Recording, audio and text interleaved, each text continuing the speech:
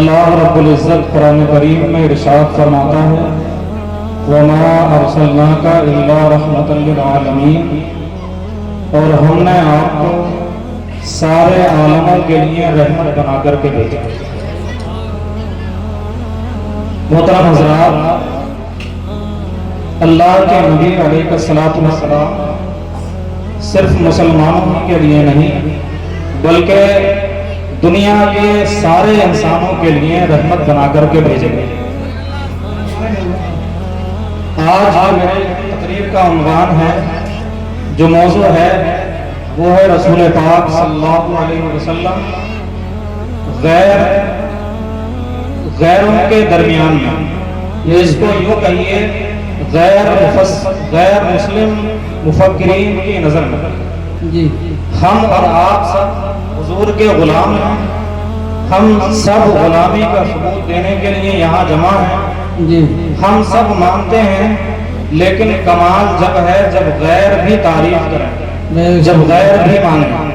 آج میں 10 منٹ کی اپنی اس گفتگو میں بس آپ کو یہی بتانا چاہتا ہوں کہ امام اہل سنت اعلیٰ حضرت نے فرمایا تیرے آگے یوں ہیں دبے لچے، تیرے آگے یوں ہیں دبے لچے فصحا عرب کے بڑے بڑے، تیرے آگے یوں ہیں دبے لچے فصحا عرب کے بڑے بڑے، کوئی جانے منہ میں زبان نہیں بلکہ جسم میں جان ہے۔ یہ امام اہل سنت نے اپنے آقا اور ہمارے آقا کی شان میں ارشاد فرمایا۔ آئیے میں اپنے موضوع کی طرف آتا ہوں۔ آج ہم سب یہاں جو جمع ہوئے ہیں، ہمارا اور آپ کا سب کا مقصد یہ ہے کہ ہم حضور کی تعریف بیان کریں۔ کیوں تعریف بیان کریں؟ اس لیے کہ جس طریقے سے ایک پروانے کا کام یہ ہوتا ہے کہ وہ شمع پر قربان ہو جاتا ہے، ایک کیڑا جس کو ہم پتنگا کہتے ہیں اسی کو پروانہ کہا جاتا ہے۔ آپ دیکھتے ہیں کہ جب روشنی کے ارد گرد چھوٹے چھوٹے کیڑے یہ جو آس پاس نظر آتے ہیں، یہ اسی روشنی کی محبت میں جان دے دیتے ہیں، بالکل بغیر تمہید اور تمثیل کے۔ اس کو یوں ہی سمجھیے کہ غلامی کا ثبوت یہ ہے کہ ہم اور آپ اپنے آقا سے غلامی کا ثبوت اس طور پر دیں کہ حضور کی محبت میں یہاں جئیں، اور اس دنیا سے جب جائیں قبر کی طرف جائیں تو ہم حضور کی محبت ہی میں جائیں۔ اب آپ ذرا آئیے، قریب آئیے۔ میرا انداز وہ تقریر والا نہیں ہے، لیکن میں آپ کو کچھ باتیں بتانا چاہتا ہوں۔ اسی دنیا کے اندر ایک ملک ہے جس کا وجود اب سے لگ بھگ 500 سال پہلے، 500 سال پہلے امریکہ کو کوئی جانتا نہیں تھا۔ کولمبس نے امریکہ کو دنیا کے نقشے پر لایا، اور زیادہ دن نہیں ہوئے بلکہ 500 سال کے قریب زمانہ گزرا۔ اسی امریکہ میں بہت سارے لوگ پیدا ہوئے۔ امریکی لوگوں کا بنیادی طور پر کام یہ ہوتا ہے، زیادہ تر آپ کو ملیں گے لوگ، ان کا کام یہ ہوتا ہے، وہ بنیادی طور پر ریسرچ اسکالر ہوتے ہیں، وہ تحقیق کرتے ہیں، سائنس داں ہوتے ہیں۔ انہی انگریزوں میں سے، انہی ریسرچ اسکالرز میں سے ایک نام ہے ڈاکٹر مائیکل ہارٹ۔ بنیادی طور پر امریکہ کا رہنے والا ہے، مسلمان نہیں ہے بلکہ عیسائی مذہب کا ماننے والا ہے۔ اور انگریزوں کا ریسرچ اسکالرز کا کام یہ ہوتا ہے کہ وہ سچائی پر مبنی بات کریں، وہ ہر چیز کو تحقیق کے آئینے میں تولیں۔ ڈاکٹر مائیکل ہارٹ بھی وہ ہیں کہ جو دنیا کی چیزوں میں تحقیق کرنا چاہتے ہیں، تحقیق کرتے ہیں، تحقیق کرتے کرتے ان کو یہ شوق پیدا ہوتا ہے۔ ڈاکٹر مائیکل ہارٹ کو ایک شوق پیدا ہوا، اور وہ شوق یہ تھا، ڈاکٹر مائیکل ہارٹ کہتے ہیں کہ میں نے سوچا کہ میں دنیا کے 100 ایسے لوگوں کو تلاش کروں جنہوں نے اس دنیا پر اپنی چھاپ چھوڑی ہے، جن کا اثر اس دنیا پر ہے۔ بنیادی طور پر ڈاکٹر مائیکل ہارٹ نے بہت ساری کتابیں لکھی۔ غالباً 1932 میں پیدا ہونے والا یہ شخص، اس نے ایک فہرست مرتب کی۔ اس فہرست کو مرتب کرنے کے بعد ایک کتاب کا نقشہ دیا، اور اس کتاب کا نام رکھا دی 100 لوگ۔ کون سے 100 لوگ؟ A ranking of the most influential persons in history۔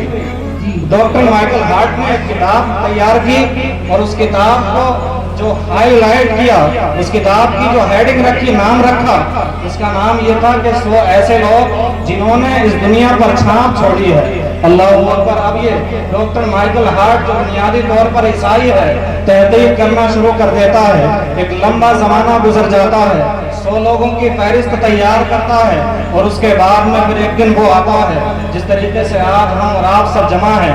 جب ڈاکٹر مائیکل ہارٹ 100 لوگوں کی پوری کتاب تیار کر لیتا ہے تو وہ اپنے علاقے کے لوگوں کو جمع کرتا ہے اور کہتا ہے کہ اے لوگوں، میں نے ایک کارنامہ انجام دیا ہے، میں نے اپنی زندگی میں ایک کتاب تیار کی ہے، اور اس کتاب میں میں نے دنیا کے 100 ایسے لوگوں کی فہرست تیار کی ہے جنہوں نے اس دنیا پر اثر چھوڑا ہے، جن کی اس دنیا میں بات مانی جاتی ہے۔ اے لوگوں، آج میں تمہیں 100 لوگ بتاؤں گا، ان 100 لوگوں کا نام بتاؤں گا جن لوگوں نے اس دنیا پر اپنی چھاپ چھوڑی ہے۔ پورا مجمع جمع ہے، لاکھوں کا مجمع جمع ہے۔ ڈاکٹر مائیکل ہارٹ کو لوگ دیکھنے کے لیے آ رہے ہیں، لوگ اس انتظار میں ہیں کہ آج پتہ نہیں یہ ڈاکٹر مائیکل ہارٹ کس کا پہلے نمبر پر نام رکھے گا، کس کا نام دوسرے نمبر پر رکھے گا۔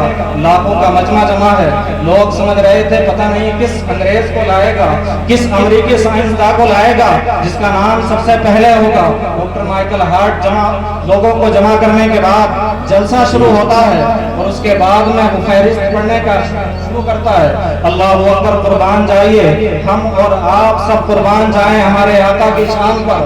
جب ڈاکٹر مائیکل ہارٹ 100 لوگوں کی فہرست وہ کتاب سامنے لانے کے بعد جب پڑھنا شروع کرتا ہے، اور وہ یہ بتانے کی کوشش کرتا ہے کہ اس دنیا میں 100 لوگوں میں سے بھی سب سے پہلا وہ شخص جس کا نام سب سے پہلے رکھا جا سکتا ہے وہ کون ہے، تو وہ عیسائی سمجھ رہے تھے کہ شاید یہ ہمارے نبی عیسیٰ علیہ السلام کا نام لے گا، شاید یہ موسیٰ علیہ السلام کا نام لے گا۔ لیکن قربان جائیے، ہم اور آپ قربان جائیں اپنے آقا کی شان پر۔ ڈاکٹر مائیکل ہارٹ کی زبان جب کھلتی ہے اللہ اکبر تو وہ اپنے الفاظ کو شروع کرتا ہے اور کہتا ہے، لوگوں، اگر اس دنیا کے اندر کسی کو سب سے پہلے نمبر پر رکھا جاتا ہے تو وہ ہمارے نبی عیسیٰ نہیں، ہمارے نبی موسیٰ نہیں، بلکہ اگر سچائی پر مبنی تحقیق کی جائے، اگر سچائی کی آنکھوں سے دیکھا جائے، اگر تحقیق کی روشنی میں بتایا جائے تو وہ صرف ایک ہی نام ہے جس کا نام ہے محمد رسول اللہ صلی اللہ علیہ وسلم۔ اللہ اکبر۔ جیسے ہی ہمارے اور آپ کے آقا کا نام اس مجمع میں لیا گیا، عیسائیوں کا مجمع تھا، اللہ اکبر، سارے لوگ چونک گئے، کہا کہ مائیکل ہارٹ کیسی باتیں کر رہے ہو، تم تو عیسیٰ علیہ السلام کے ماننے والے ہو، تم نے محمد کا نام پہلے نمبر پر کیسے رکھ دیا؟ مقدمہ چل گیا، جج کے سامنے مائیکل ہارٹ کو پیش کیا گیا، کہا مائیکل ہارٹ یہ بتاؤ تم نے کیسے محمد کا نام پہلے نمبر پر لکھ دیا؟ اللہ اکبر۔ تو ڈاکٹر مائیکل ہارٹ کہتا ہے کہ میں نے صرف محبت کی نام پر نہیں کہا ان کو پہلے نمبر پر، بلکہ حقیقت یہی ہے کہ اگر کسی کو پہلا نمبر دیا جا سکتا ہے تو وہ کوئی اور نہیں بلکہ محمد رسول اللہ ہے۔ اس نے کہا کہ اگر آپ مجھ سے کہیں گے تو میں اس بات کو ثابت کر کے دکھا دوں گا۔